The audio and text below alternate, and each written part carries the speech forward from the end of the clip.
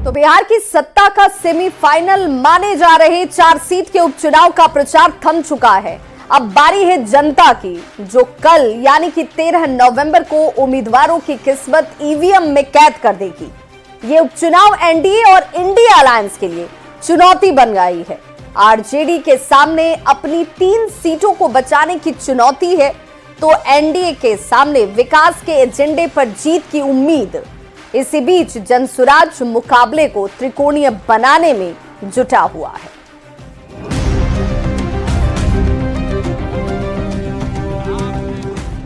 दो 2025 के पहले सेमीफाइनल माने जा रहे 4 सीटों के उपचुनाव के प्रचार का शोर सोमवार शाम 5 बजे थम गया। अब सबको 13 नवंबर का इंतजार है, जब वोटिंग होगी और इन 4 सीटों के वोटर अपना फैसला ईवीएम में कैद करेंगे। लेकिन उसके पहले दोनों ही गठबंधन के नेताओं ने अपने अपने उम्मीदवारों के पक्ष में जोरदार प्रचार किया। एनडीए उम्मीदवारों के लिए जहां सीएम नीतीश कुमार सहित सभी सहयोगी दलों के नेताओं ने प्रचार किया, तो इंडिया गठबंधन के उम्मीदवारों के लिए लालू प्रसाद और तेजस्वी यादव ने भी पूरा जोर लगाया। 4 सीटों पर हो रहे उपचुनाव के मैदान में कुल 38 उम्मीदवार भाग्य आजमा रहे हैं, लेकिन सीधा मुकाबला एनडीए और इंडिया के बीच ही है। लेकिन प्रशांत किशोर की पार्टी जनसुराज ने मुकाबले को त्रिकोणीय बनाने की पूरी कोशिश की है। ये अलग बात है कि पार्टी बनने के बाद पहले ही जनसुराज को 4 में से 2 उम्मीदवार बदलने पड़े। वैसे समझने वाली बात यह है, इन 4 सीटों में से 3 सीटें 2020 में महागठबंधन के पास थीं, जबकि मात्र एक गया की सीट ही एनडीए के पास थी, जहां से जीतन राम मांझी जीते थे। ऐसे में ये उपचुनाव तेजस्वी यादव के लिए प्रतिष्ठा का सवाल बन चुका है। एनडीए के पास खोने को कुछ ज्यादा तो नहीं, जबकि इंडिया के पास अपनी 3 सीट को बचाने की पूरी चुनौती है। दांव पर जनसुराज के संयोजक प्रशांत किशोर की साख भी है, जो अब तक दूसरे दलों के लिए चुनावी रणनीति बनाते रहे हैं। देखना होगा वोटर किसका मान रखते हैं और किसे भाव नहीं देते। Bureau report, news 18।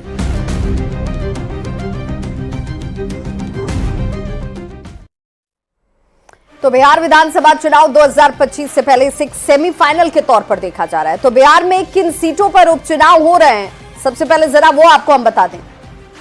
पहली सीट है तरारी की, जहां पर चुनावी मुकाबला बेहद दिलचस्प है। रामगढ़, बेलागंज और इमामगंज, ये वो 4 सीटें हैं जिस पर 13 नवंबर को उपचुनाव होने जा रहे हैं।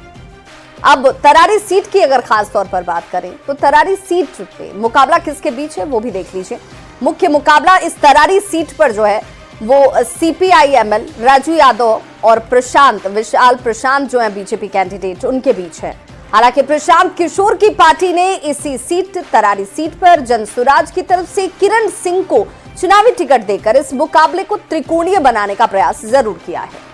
अब तरारी के बाद चलिए आपको बेलागंज लिए चलते हैं। बेलागंज में जेडीयू की मनोरमा देवी का मुकाबला आरजेडी के विश्वनाथ कुमार सिंह से है।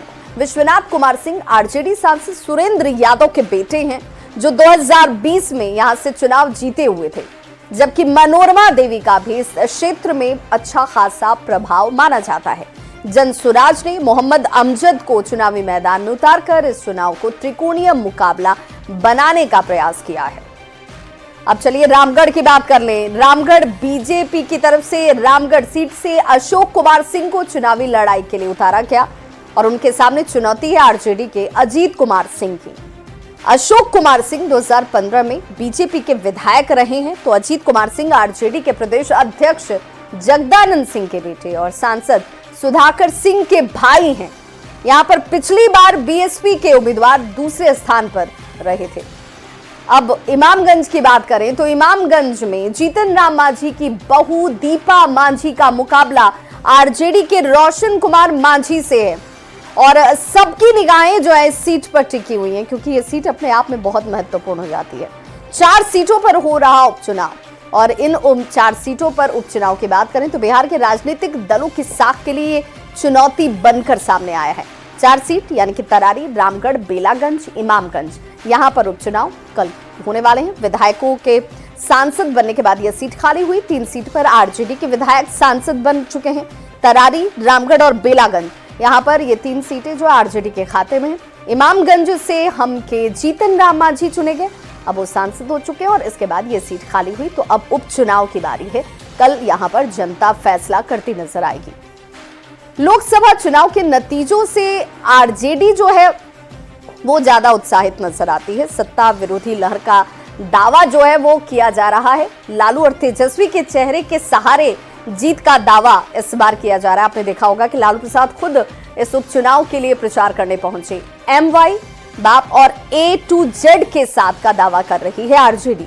2025 से पहले पार्टी में उत्साह भरने के प्रयास के तौर पर भी इसे एक तैयारी के तौर पर देखा जा रहा है और सत्ता विरोधी लहर का दावा तो आरजेडी की तरफ से बार बार किया ही जा रहा है और तभी लालू प्रसाद भी हो या तेजस्वी यादव हो खुद प्रचार करने के लिए पहुंचे थे। अब एनडीए नीतीश के काम के दम पर चुनावी मैदान में ताल ठोक रहा है। उसका ये कहना है कि भाई नीतीश कुमार ने इतना काम किया है कि और कुछ बताने की जरूरत ही नहीं है। डबल इंजन की सरकार में लोगों का विश्वास भी है और विकास का दावा भी है। लोकसभा चुनाव के अगर उसके देखा जाए मुकाबले तो 170 सीट पर एनडीए आगे था। एनडीए के एकजुट रहने से जीत का ये दावा और मजबूत होने का दावा भी दोहराया जा रहा है और 2025 चुनाव से पहले तैयारी कितनी है, इस तैयारी को परखने के तौर पर भी इसे देखा जा रहा है। उस मंच के तौर पर भी इसे दिखाने का प्रयास किया जा रहा है। तो सिर्फ आरजेडी या फिर एनडीए की बात नहीं होगी, यहां पर जन स्वराज की भी बात होगी। जन स्वराज की बिहार में सियासत के तौर पर एंट्री है। पहली बार दम दिखाने को लेकर जन स्वराज भी तैयार है और चुनावी रणनीतिकार माने जाते हैं प्रशांत किशोर। जीत या हार दोनों में पीके की बल्ले बल्ले होगी। जन समर्थन और वोट प्रतिशत का आंकड़ा जो है वो बताया जा रहा है कि एक तरीके से देखने और समझने का मौका जन स्वराज अपने आप में देख रहा है। बिहार में 4 सीटों पर 13 नवंबर को उपचुनाव के लिए वोट डाले जाएंगे और इस उपचुनाव से पहले एनडीए और इंडिया अलायंस में जुबानी जंग जरूर तेज होती जा रही है। उपचुनाव की चारों सीट भारतीय जनता पार्टी और एनडीए रिकॉर्ड मार्जिन से जीतने वाला है। 3 सीटें आज राष्ट्रीय जनता दल और उनके साथियों के पास है। अब बिहार की जनता ने मन बना लिया है कि राष्ट्रीय जनता दल का राजनीतिक सफाया कर देना है। हमें जनता का समर्थन है, हमें जनता पर विश्वास है और जनता जिस तरह से तेजस्वी जी के कार्यों के प्रति, तेजस्वी जी के द्वारा नेता प्रतिपक्ष की हैसियत से जो सरकार को आईना दिखाने का काम किया है, उससे लोगों का विश्वास तेजस्वी जी के नेतृत्व पर और बढ़ा। तो भाजपा वाले और एनडीए वाले लगातार दिन में सपने देख रहे हैं। मैं आपको बता दूं कि कहीं से भी इनके लिए न पूर्व में वैकेंसी थी उन चारों सीटों पर, न आज वैकेंसी है उन चारों सीटों पर। विधानसभा उपचुनाव के नतीजे महागठबंधन के लिए राजनीतिक रूप से जख्मी होगा।